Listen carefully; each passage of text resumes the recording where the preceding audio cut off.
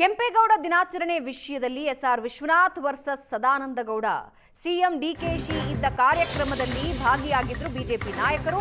ಸದಾನಂದಗೌಡ ಒಕ್ಕಲಿಗರೇ ಅಲ್ಲ ಅಂತ ಎಸ್ಆರ್ ವಿಶ್ವನಾಥ್ ಸ್ಪಷ್ಟನೆ ಕೊಟ್ಟಿದ್ದಾರೆ. ಕರಾವಳಿ ಭಾಗದ ಒಕ್ಕಲಿಗರಿಗೆ ನಾನು ಅವಮಾನ ಮಾಡಿಲ್ಲ, ಮುತ್ತಪ್ಪರೈ ಜೊತೆಗೆ ನನ್ನ ಸಂಪರ್ಕ ಇರಲಿಲ್ಲ ಅಂತ ವಿಶ್ವನಾಥ್ ಹೇಳಿದ್ದು. ಸದಾನಂದಗೌಡರು ಸಿಎಂ ಆದಾಗ ಅವರ ಮನೆ ಬಾಗಿಲು ಕಾದಿದ್ದೆ. ಸದಾನಂದಗೌಡರೇ ನನ್ನ ಭಾಷೆ ಸ್ವಲ್ಪ ರಫ್ ಅಂತ ವಿಶ್ವನಾಥ್ ಹೇಳಿದ್ದಾರೆ.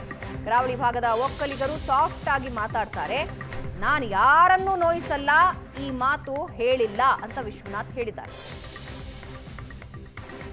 ನಮ್ಮ ಜೊತೆ ಎಸ್ಆರ್ ವಿಶ್ವನಾಥ್ ಅವರಿದ್ದಾರೆ. ಬಹಳ ದಿನಗಳಿಂದ ಚರ್ಚೆ, ಬೇರೆ ಬೇರೆ ಕಾರಣಕ್ಕೆ ಚರ್ಚೆ ಆಗ್ತಾ ಇತ್ತು. ಈಗ ನಿನ್ನೆ ಪಾರ್ಟಿ ವಿಚಾರಕ್ಕೆ ಚರ್ಚೆ ಆಗಿದ್ದಾರೆ. ಕೋಪ ಕಡಿಮೆ ಆಯ್ತಾ ಪಾರ್ಟಿಯ ನಾಯಕರುಗಳ ಮೇಲೆ?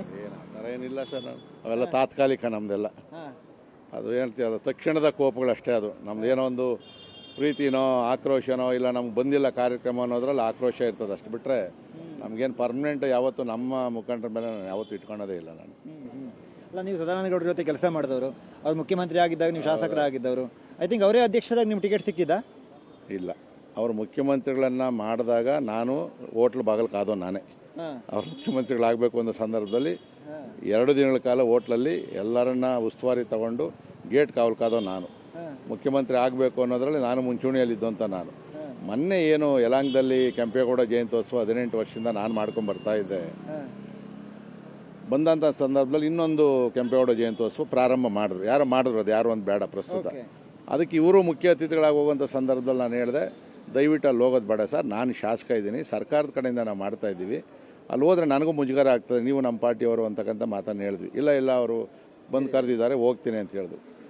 ಕೊನೆಗೆ 2ನೇ ದಿನ ಫೋನ್ ಮಾಡಿ ಹೋಗೋದಿದ್ರೆ ನಮ್ದಕ್ಕೂ ಬಂದು ಒಂದು ಹಾರ ಹಾಕೋಗ್ಬಿಡ್ರಿ, ಅವಾಗ ನನಗೆ ಸ್ವಲ್ಪ ಮುಜುಗರ ಕಡಿಮೆ ಆಗ್ತದೆ.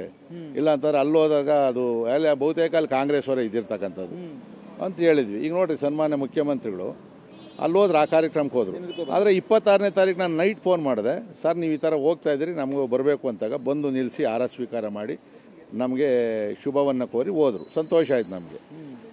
ಆ ಒಂದು ಸಂದರ್ಭದಲ್ಲಿ ಕೆಲವು ಮೀಡಿಯಾದವ್ರು ಬಂದರು, ಸದಾನಂದಗೌಡರು ಅಲ್ಲಿ ಹೋದ್ರು, ನಿಮ್ಮದಕ್ಕೆ ಬರಲಿಲ್ಲ ಅಂತ ಹೇಳಿದಾಗ ನಾನು ಆ ಸಂದರ್ಭದಲ್ಲಿ ಮತ್ತೆ ಅವ್ರು ಹೇಳಿದ್ರು, ನಮ್ಮನ್ನು ಒಕ್ಕಲಿಗರಲ್ಲ ಅಂತಲೂ ಮಾತಾಡೋರೆ.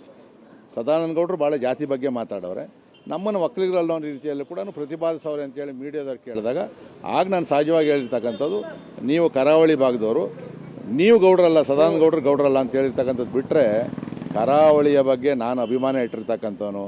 ಧರ್ಮಸ್ಥಳದ ವಿಚಾರ ಬಂದಾಗ ಕರಾವಳಿ ಜನ ಪ್ರಾರಂಭ ಮಾಡೋದಕ್ಕೆ ಮೊದಲು ಬೆಂಗಳೂರಿಂದ ನಾನು ಅಲ್ಲಿ ತಗೊಂಬಂದು ಅದು ಪರವಾಗಿ ನಿಂತಿರ್ತಕ್ಕಂಥವ್ರು. ಇದನ್ನೀಗ ಬೇರೆ ರೀತಿಯಲ್ಲಿ ಇಂಟ್ರಪ್ಷನ್ ಮಾಡ್ಕೊಂಡು ಹೋಗ್ತಾ ಇದ್ದಾರೆ ಹೊರತು, ದಯವಿಟ್ಟು ಯಾರು ಕೂಡ ಕರಾವಳಿಯ ನಮ್ಮಲ್ಲಿ ಕೂಡ ಕರಾವಳಿ ಗೌಡ್ರವರೇ ಬಂಡ್ಸ್ ಕಾರ್ಯಕ್ರಮಗಳಿಗೆ ಪ್ರತಿ ವರ್ಷ ನಾನು ಕಾರ್ಯಕ್ರಮದಲ್ಲಿ ನಾನು ಭಾಗವಹಿಸ್ತಾ ಇರ್ತೀನಿ. ಯಾವತ್ತೂ ನಾನು ಜಾತಿ ನೋಡೋದನ್ನಲ್ಲ, ಕೆಂಪೇಗೌಡರ ಆದರ್ಶವನ್ನು ಇಟ್ಕೊಂಡೇ ನಾನು ಬೆಳೆದಿರ್ತಕ್ಕಂಥದ್ದು. ಈಗಲೂ ಹಂಗೆ ಇದ್ದೀನಿ, ಮುಂದಕ್ಕೂ ಹಾಗೇ ಇರ್ತೀನಿ ಅಂತಕ್ಕಂಥ ಮಾತನ್ನೇ ಸ್ಪಷ್ಟವಾಗಿ ನಾನು ಹೇಳ್ತಾ ಇದ್ದೀನಿ. ಸೊ ಯಾವುದೇ ಕರಾವಳಿಯ ಭಾಗದ ಅದು ಒಕ್ಕಲಿಗ ಜನಾಂಗ ಇರ್ಬೋದು, ಬೇರೆಯವರಿಗೆ ನಾನು ಯಾವುದೇ ರೀತಿಯಾದಂಥ ತಪ್ಪು ಮಾತಾಡಿಲ್ಲ. ನಾನು ಹೇಳಿದ್ದು ವೈಯಕ್ತಿಕವಾಗಿ ಸದಾನಂದಗೌಡರಿಗೆ ಹೇಳಿದ್ದೇನೆ ಹೊರತು ಇನ್ಯಾರಿಗೂ ಕೂಡ ಹೇಳಿಲ್ಲ. ಅದು ಹೇಳಿದ್ದು ಕೂಡ ಅದು ಆ ಸಂದರ್ಭದಲ್ಲಿ ಸ್ವಲ್ಪ ಹೇಳಿದ್ದೀನಿ, ಅದನ್ನು ತಪ್ಪು ಅರ್ಥೈಸ್ಕೊಳ್ಳೋದು ಬೇಡ. ಮೊನ್ನೆ ಏನು ಅಂದರೆ ಕೆಂಪೇಗೌಡರ ಜಯಂತ್ಯೋತ್ಸವಕ್ಕೆ ಬರಲಿಲ್ವಲ್ಲ, ಜನ ಏನಂತಾರೆ ಅಲ್ಲಿ ಹೋಗೋರು ಇಲ್ಲಿ ಬರಲಿಲ್ಲ ಅಂತ ಹೇಳಿದ್ರೆ ಸಹಜವಾಗಿ ಅಂದಿದ್ದೀನಿ. ಬಿಟ್ಟರೆ ಸದಾನಂದಗೌಡರು ವೈಯಕ್ತಿಕವಾಗಿ ಅಂದಿದ್ದೀನಿ. ಬಿಟ್ಟರೆ ಆ ಮಾತಾಡಿರೋದ್ರಲ್ಲಿ ಏನಾದರೂ ತಪ್ಪು ಅರ್ಥ ಕಂಡ್ರೆ ದಯವಿಟ್ಟು ಯಾರೂ ತಪ್ಪು ತಿಳ್ಕೊಳ್ಳೋದು ಬೇಡ. ಇದು ಎಸ್ಆರ್ ವಿಶ್ವನಾಥ್ ಅವರ ಮಾತು. ಕ್ಯಾಮರಾ ಪರ್ಸನ್ ಗುರುಮೂರ್ತಿ ಜೊತೆ ರವಿ ಶಿವರಾಮ್, ಏಷ್ಯಾನೆಟ್ ಸುವರ್ಣ ನ್ಯೂಸ್, ಬೆಂಗಳೂರು.